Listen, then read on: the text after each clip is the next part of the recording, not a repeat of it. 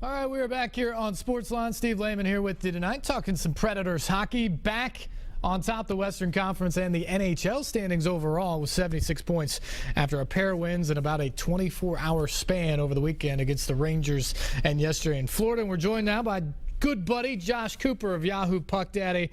Josh, we appreciate the time tonight. I know I'm stealing you away from The Bachelor. Oh, it's no problem. I love to talk Predators hockey, even if it takes me away from watching Farmer Chris make some of the biggest mistakes of his life. Well, I want to hear more about that, but I do want to know, as somebody who's been around this team, just how good was that trade a couple of years ago that David Poile made to get Filip Forsberg for Martin Erat? Oh, it's pretty great right now, considering how well Forsberg has played for them. I mean, I think at the time when you look at the deal, Washington was going for it. Erat was still a very solid player. He had a couple of years left on his contract. It made a lot of sense for them, and they weren't completely sold on Forsberg. But when you look at how it all turned out, the fact that Erat had basically enacted his no-movement clause, only given Poile a few teams to deal him to, the fact that Poile got a usable prospect, let alone a guy who could turn into a superstar, is just kind of mind-blowing. So when you ask a lot of people, what the difference is between this team this year and last year, the answer is pretty simple. It's the goaltender, Pekka Rinnes, and the rookie, Filip Forsberg, who's been tremendous for them. Yeah, he's got 18 goals this year, tying the franchise record for a rookie. Meanwhile, Erat's got 11 goals over 2 seasons with 2 different teams. And you mentioned the other pieces of that. Pekka Rinnes coming back, obviously, last week after 3 weeks away with the sprained knee. It looked kind of shaky on Thursday, but much better Saturday in the win against the Rangers. Was his injury perhaps the best team that could have happened to this team midpoint of the year? I think every team has to go through adversity, and they simply hadn't been through any. And I think that the injury definitely helped them with that. And also, it gave Rinnes some time to rest. He was playing at a pace that is just not sustainable. I mean, you look at how many games he has played. He was on pace to play over 70 games. And really, in today's NHL, if you want to win the Stanley Cup, which it seems that this Predators team is actually going for this year, you can't have a goaltender who plays over 70 games. It's just impossible. So I think that this kind of slowed him down, gave the team a little more structure, helped them kind of figure out how to win without him, and I think overall they're going to be better for it in the long run. Josh, we saw last year that Carter Hutton certainly is a serviceable NHL goaltender, but Peter Laviolette wasn't here then, and he was giving Pekka those high number of games early on in the season. The fact that with Pekka out, they had to turn to Hutton, and he stepped up his level of play over the last few weeks. That's got to make Laviolette feel like he's got a much better option behind Rinnes in that, doesn't it?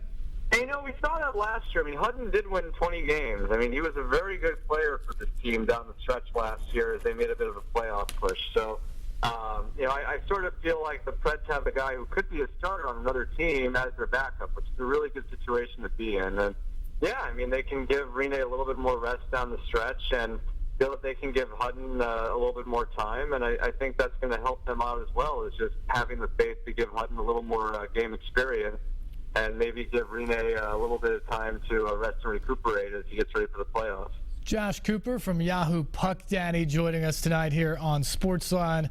Josh, we're long past the point of where the Predators are a cute story or a surprise that people expect to go away. They're obviously a contender. They're obviously for real. But right now they sit as the team controlling its destiny for home ice advantage throughout the entire Stanley Cup playoffs. I think a lot of people expect the Ducks to be in that mix. I think a lot of people expect the Blackhawks and the Blues to sometime make a move within the Central Division. Are the Preds the best team in the Western Conference and maybe hockey right now?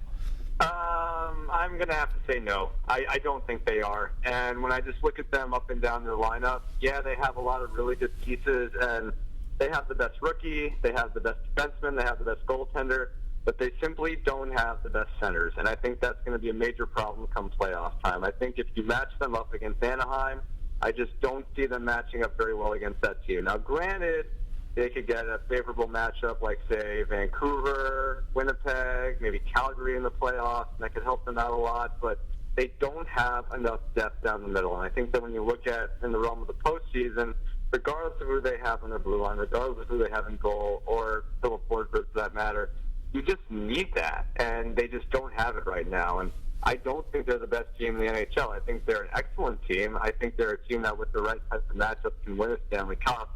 But I think if you put them up against some of the big boys in the playoffs, I think that while it could go 6, maybe 7 games, I think ultimately the depth down the middle of a St. Louis or a Chicago or an Anaheim will eventually win out. So let me ask you this quick follow-up. If that's the case with this team, if you don't think they're going to win the Stanley Cup, what's a realistic expectation? Because they've only won 2 playoff series in their history. Even in 2006, when they narrowly missed the President's Cup during the regular season, they got bounced in the first round.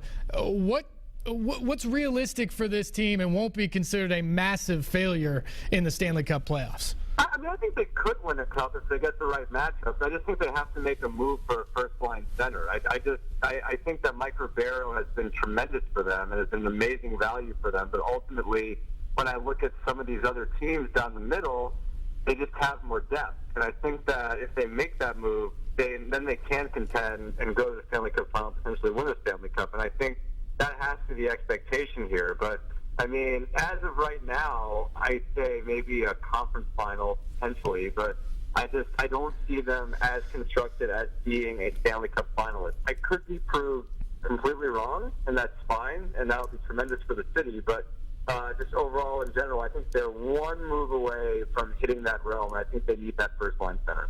Josh Cooper, you can read his hockey insights, Yahoo Puck Daddy, also on Twitter at Joshua Cooper. And Josh, I will let you get back to The Bachelor, but first you got to tell me, which is going to happen first tonight? Someone actually going to get sent home this week, or is Brick going to take a shower? She'll wake up in her makeup, as usual. Thank you very much, my friend. Have fun. Anytime. Take care. Josh Cooper from Yahoo Puck Daddy. We'll take a break. We will come back, switch gears, and get into some signing day action. Such a busy week last week. There is still plenty to talk about. We'll talk to 24/7 Sports' Barton Simmons about the winners and losers from signing day coming up next.